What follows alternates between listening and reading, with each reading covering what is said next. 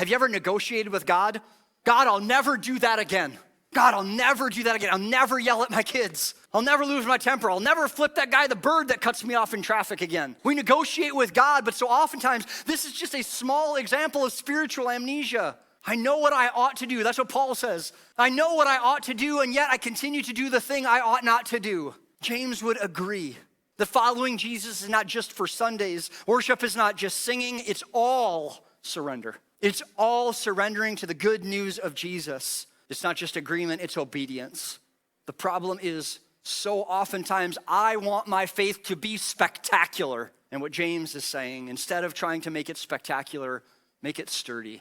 Because the faith that God is calling us to is to form a sturdy faith. Sturdy faith shows up in speech and compassion and integrity. There is a whole section in James chapter 1 that talks about taming the tongue that we were not able to get to. Maybe you need to go and read that section and understand that God is forming you in a sturdy faith, and that will show up in your speech and in your compassion and in our integrity. Because we can all sit here and nod at the sermon. Oh, come on, Pastor. Oh, yeah. I wish you guys would do that a little bit more, but we're not going to go there right now.